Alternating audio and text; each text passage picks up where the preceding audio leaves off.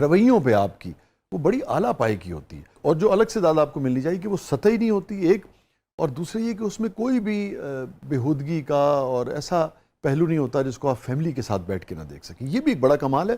اور مجھے کہہ لینے دیں، میں چونکہ خود آپ کا ایڈمائرر ہوں، کہ انسان سب کچھ تو نہیں دیکھ پاتا، مگر جتنا بھی میں نے آپ کا کام دیکھا ہے مجھے کبھی اس پہ شائبہ نہیں ہوا کہ کوئی ایسی چیز ہے جو کہ جس میں کوئی بےہودگی کا پہلو ہو. یہ بھی بڑی ایک بات نہیں، انسان کے اندر ہی ایک سینسر لگا ہوتا ہے، تو اللہ تعالیٰ جس کو سٹیج دیتا ہے عوام کے سامنے پرفارم کرنے کے لیے، تو عوام کے پاس اچھی چیز جانی چاہیے نا.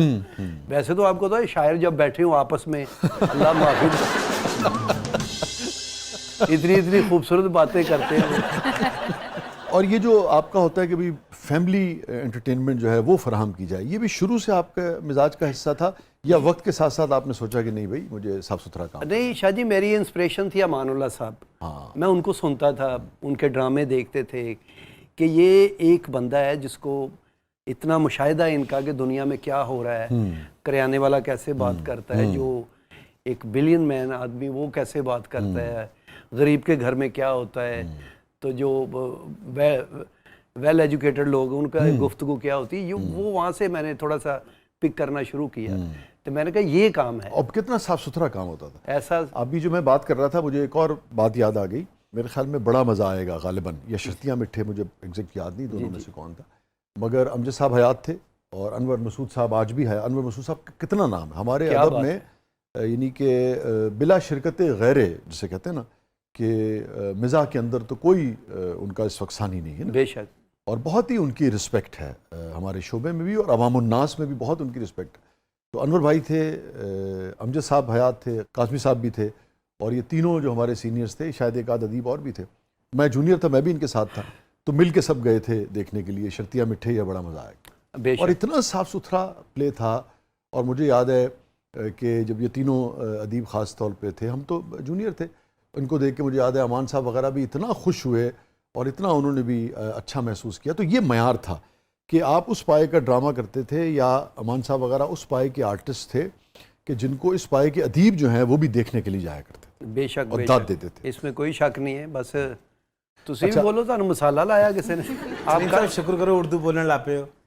تواڈے ورگا ڈاکٹر مریض نوں کہہ رہے ہوندے یار میرے ایکسرسائز کروا دے کسی کولوں. نہیں، اردو شکر کرنا نہیں ہوندی، یہ سیکھن نال آندی ہے.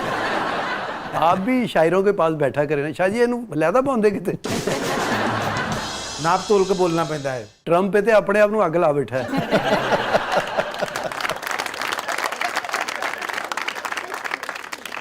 اچھا سلیم، یہ بتائیے کہ بھی آپ نے ذکر کیا امان اللہ صاحب کی آبزرویشن کا، اور کیسے ان کی نظر تھی جو انسانی رشتے ہوتے ہیں نا.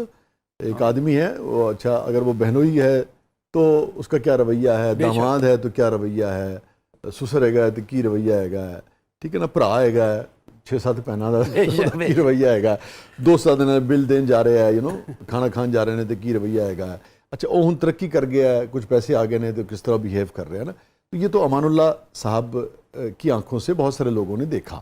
بے شک. آپ کی جو آبزرویشن رہی مختلف رشتوں کے بارے میں، طبقوں کے بارے میں، گلیوں کے بارے میں، مختلف علاقوں کے بارے میں، اگر ہم اس سے استفادہ کرنا چاہیں. نہیں، جو اب کا دور ہے نا، اس دور میں بھی رشتے تو وہی ہیں سارے، لیکن تھوڑا سا چینج ہو گیا. اچھا مثلاً جیسے پہلے ہوتا تھا کہ مہمان آیا وا تے وہ نالدیاں دے گھروں بھی رضائی لے آئی دی سی کہ صاف منجیاں بسترے کٹھے کرنے. اب وہ رواج ہے ہی نہیں. ہوں تو ہے جی وہ شادی کتنے بجے جی 10 بجے انہوں نے پیک اپ کر دینا شادی حال، تے بندہ ایویں 9:30 بجے کہہ رہا یار بہت ٹریفک سی اج. پہلے مہمان آنا تے کھانے بنانے شروع ہو جانے پہلے ہی کہ ماما آ رہا ہے. مامے نے پتہ بھی ہوندا سی ماما کھاندا کی ہے، تے زردہ پکا لو، اے پکا لو، مرغی دیسی پھڑو. وہ سارے پنڈ تے مرغی مگر ہوندے سی پرانا آ رہا ہے کوئی. تے ہن تے وہ مہمان آ بھی گیا تے انہوں نے ایدے تے آرڈر دینا تے 1 منٹ دے وچ کھانا آ جانا وا. 15-20 منٹ دے وچ وہ جڑا موٹر سائیکل تے ٹھا انہیں کر رائڈر جڑا، ہاں جی رائڈر نوں انہوں نے کہنا. ہوں تے وہ سارا کچھ رائڈر تے پاتا. کچھ تے ایسے ریسٹورینٹ نے نا جنہوں نے اپنے رکھے نے، ایک ادارہ انہوں نے ایپ بنائی صرف تے اگے رائڈر رکھے نے. انہوں کو کوئی سودا نہیں ہے، صرف ایپ ہے انہوں دی. انہوں نے کہنا بھی بھائی سپ چاہیے تو کہنا مل جان گے.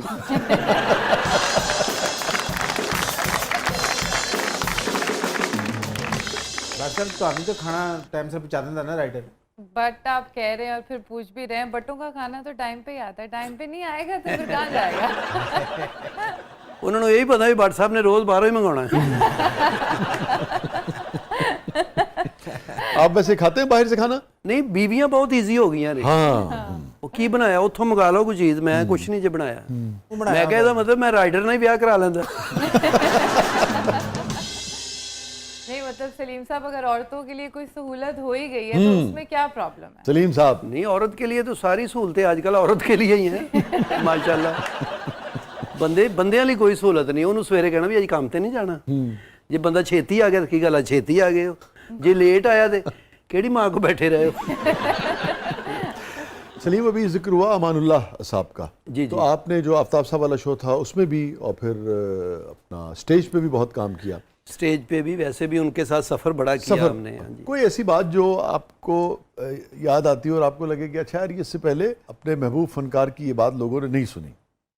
नहीं, अमानुल्लाह साहब जब हॉस्पिटल में दाखिल थे तो हम उनका तमारदारी के लिए गए थे। तो वहाँ आखिरी दिनों में? जी जी जी। तो ਉੱਥੇ ਨਰਸਾਂ ਦੇ ਨਾਲ ਜੁਗਤਾਂ ਕਰ ਰਹੇ ਸਨ। ਨਰਸ ਕਹਿੰਦੀ ਅਮਾਨੁੱਲਾ ਸਾਹਿਬ ਟਾਈਮ ਹੋ ਗਿਆ, ਦਵਾਈ ਖਾ ਲੈ। ਕਹਿੰਦਾ ਅਸੀਂ ਤੇਰੀਆਂ ਦਵਾਈਆਂ ਤੇ ਨਹੀਂ ਬੈਠੇ, ਤੂੰ ਕੀ ਸਮਝਿਆ ਅਸੀਂ ਕਦੀ ਦਵਾਈ ਨਹੀਂ ਖਾਧੀ? ਇਹ ਵੇ ਢੇਰ ਲੱਗੇ ਨੇ, ਤੂੰ ਖਾਣੀ ਤੇ ਦੱਸ।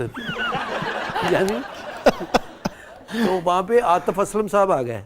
वो अमान साहब को मिलने आए? हाँ हाँ। अच्छा। उनका पता लेने आए थे। उन्होंने ना शॉर्ट निकर और वो शर्ट पहनी हुई है, कैजुअल लोग हैं वो, मम्मी डैडी सारे लोग।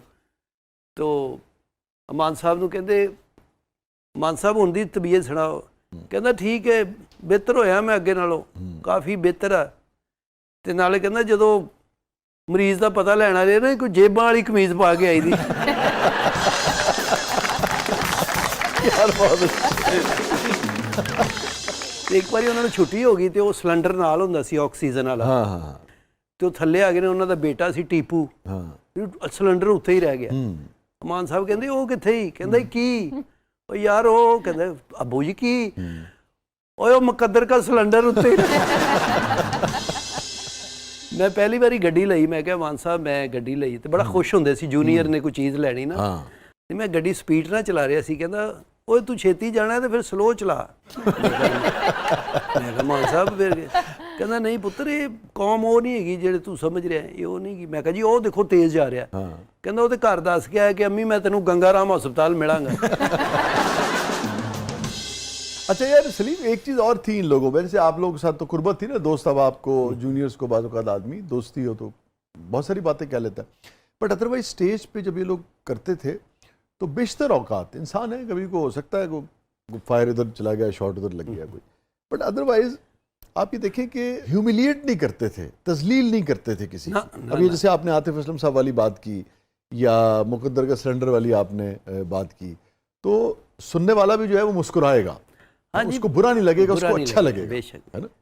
अभी आतिफ को भी बात हमेशा याद रहेगी ना। तो कि कितने बच्चे हैं अमान साहब? ਇਹ ਮਾਨ ਸਾਹਿਬ ਕਹਿੰਦਾ ਮੈਂ ਵੀ ਨਹੀਂ ਕਦੀ ਗਿਣੇ।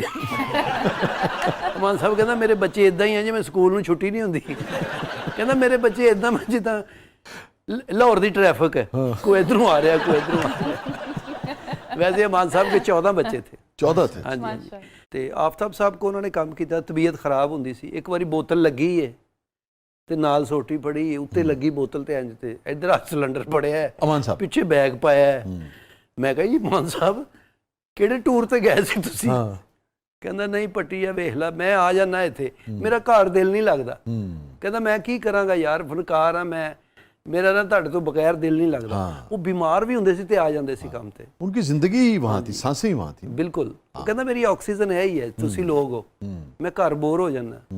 ਕਹਿੰਦਾ ਉਹੀ ਬੱਚੇ ਬਾਰ-ਬਾਰ ਮੈਨੂੰ ਇਹੀ ਕਹੀ ਜਾਂਦੇ ਅੱਬਾ ਇਹ ਨਹੀਂ ਹੈਗਾ ਇਹ ਨਹੀਂ ਹੈਗਾ।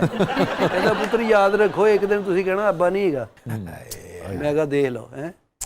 ਤੇ ਇੱਕ ਦਿਨ ਉਹ ਰੋਟੀ ਖਾ ਕੇ ਨਾ ਇਧਰੋਂ ਸੇਬ ਕੱਢ ਲੈਂਦੇ ਸੀ, ਐ ਜੇਬ ਚੋਂ ਅਮਰੂਦ ਕੱਢ ਲੈਣਾ। ਮੈਂ ਕਿਹਾ ਜੀ ਮਾਨ ਸਾਹਿਬ ਅੰਦਰ ਦਰਖਤ ਲੱਗਾ ਹੈ। ਨਹੀਂ ਪੱਟੀ ਕਹਿੰਦਾ ਇਹ ਹਾਜ਼ਮੇਦਾਰ ਹੁੰਦਾ, ਵਿੱਚ ਹਿਕਮਤ ਵੀ ਕਰਦੇ ਸਨ। ਪੁੱਤਰ ਅਮਰੂਦ ਜਿਹੜਾ ਹੁੰਦਾ ਨਾ ਹਾਜ਼ਮੇਦਾਰ ਹੁੰਦਾ, ਇਹ ਸ਼ੂਗਰ ਨੂੰ ਕੰਟਰੋਲ ਕਰਦਾ, ਇਹ ਬਲੱਡ ਬਣਾਉਂਦਾ। ਮੈਂ ਕਿਹਾ 2 ਰੁਪਏ ਦਾ ਅਮਰੂਦ ਇਹਨਾਂ ਕੁਛ ਕਰਨ ਦੇ। ਬਹੁਤ ਅੱਛੇ। میں نے ایک چیز دیکھی کہ جتنے بھی آپ کے شعبے کے لوگ ہیں, چاہے وہ موسٹ سینئر ہوں, چاہے وہ جونیئرز ہوں, چاہے وہ امان صاحب کے ہم عمر ہوں, اتنی رسپیکٹ اپنے شعبے میں, کسی بھی شعبے میں کسی آدمی کی میں نے کم دیکھی ہوگی. یعنی کہ جیسے نصرت صاحب کے لوگ بڑا احترام کرتے ہیں, یا مہدی حسن خان صاحب کا, غلام علی صاحب کا, 2-3 لوگ ہی ہوتے ہیں شعبے میں. اس طرح امان صاحب کا بھی میں دیکھتا ہوں کہ ہر شخص بہت احترام کرتا ہے. نہیں, امان صاحب کو لگتا ہے اللہ تعالیٰ نے اسپیشل اسی کام کے لیے بنایا تھا. اور ایک وجہ یہ بھی ہوگی کہ کولیگس کے ساتھ رویہ بھی ان کا میں بہت اچھا تھا. جی آج تک وہ لڑائی نہیں اس کی فیلڈ میں کبھی سنا ہی نہیں کہ امان صاحب فلانی جگہ سے لڑ پہ نہیں جائے, یہ ہو گیا. وہ شاعروں کی بڑی رسپیکٹ کرتے تھے.